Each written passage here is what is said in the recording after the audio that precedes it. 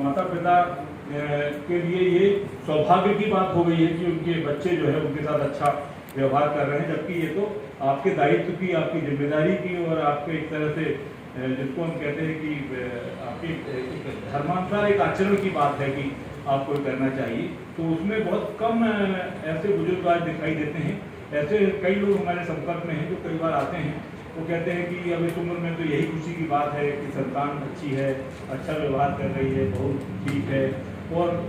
लेकिन दूसरी तरफ हम देख रहे हैं कि वृद्धाश्रमों में संख्या लगातार बढ़ती जा रही है। हमारे कुछ मित्रों ने ये अभियान चलाया है कि वृद्धाश्रम से जो है माता पिता लौट कर घर जाएं, लेकिन जो जो उनका अभियान बढ़ता जा रहा है क्योंकि वृद्धाश्रमों में संख्या भी बढ़ती जा रही है। तो इसका मतलब है कि ये समस्या जो है लगातार विकराल होती जा रही है और अपना विकट रूप। और एक और जो समस्या हमें आज दिखाई देती है कि वो बच्चे विदेशों में पढ़ रहे हैं, माता पिता अकेले यहाँ, अब वो अकेलापन जो उनका जो एकाकीपन है वो लगातार उनको परेशान कर रहा है, लगातार साल रहा है। उनको एक भावनात्मक लगाव की आवश्यकता थी, जो सपोर्ट उनको चाहिए था वो नहीं मिल रहा है। तो इस तरह की कुछ समस्याएं हैं, इन पर भी मुझे लगता है कि क्योंकि यहाँ साहित्य से जुड़े हुए, लेखन से जुड़े हुए बहुत सारे लोग बैठे हैं, तो हमें लगता है कि इस पर भी कुछ अभियान चलना चाहिए, इस पर भी कुछ विचार हम लोग जो कुछ कर सकते हैं। सबकी अपनी सीमाएं हैं, लेकिन फिर भी इस पर एक जागरूकता का कार्यक्रम कहीं ना कहीं होना चाहिए। इसमें लोगों को हम कुछ क्या युवा जो पीढ़ी के लोग हैं, जो बच्चे हैं, उनको बुला के उनके सम्मेलन इत्यादि करें, भले छोटे छोटे रूप में करें, ये छोटे छोटे स्तर पर करें, लेकिन हमें उसको कहीं ना कहीं करने की आज आवश्यकता है। तो इस तरह से मैं यहाँ आज सभी जो साहित्यकार जिनको सम्मानित किया गया है, वो सभी साहित्यकार जिनको कैलेंडर में शामिल किया गया है, और वो सभी साहित्यकार जिनकी रचनाओं का जो अभी ये पुस्तक का जो विमोचन हमने किया, आगनी काव्य वारिधि, मैं देख रहा था कि उसमें काफ़ी रचनाकारों की जो कविताएं हैं उनको शामिल किया गया है। उसमें सिर्फ अभी मुझे मीनू जी की कविता उसमें सैनिक है, तो सैनिक का जो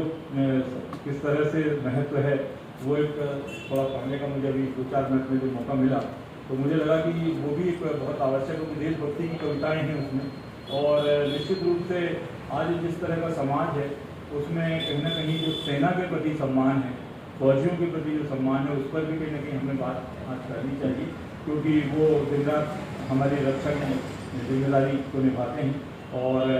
क्योंकि हमारे यहाँ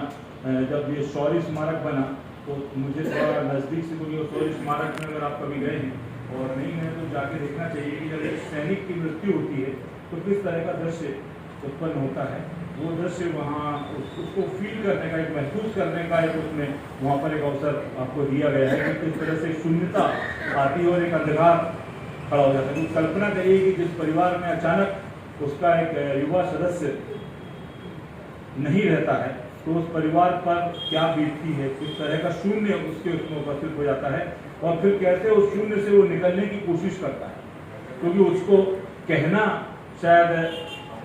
आसान है, उसको समझाना आसान है, लेकिन जो महसूस करता है, जो जिसके ऊपर वो पीड़ा होती है, जो जिस पर बीतती है, वो मुझे लगता है कि उसके साथ जाके अगर आपकी इम्पैथी होगी या सहानुभूति अगर आपकी उसके साथ होगी तो शायद उसके दर्द को आप ज़्यादा समझ पाएंगे। और उस दृष्टि से अगर आप देखेंगे तो एक सैनिक का जो है हमारे जीवन में क्या सम्मान होना चाहिए, उस दृष्टि से हम देखते हैं तो सैनिक का सम्मान, हमारी फौज का सम्मान, हमारी सेनाओं का सम्मान बहुत ज़्यादा हमारे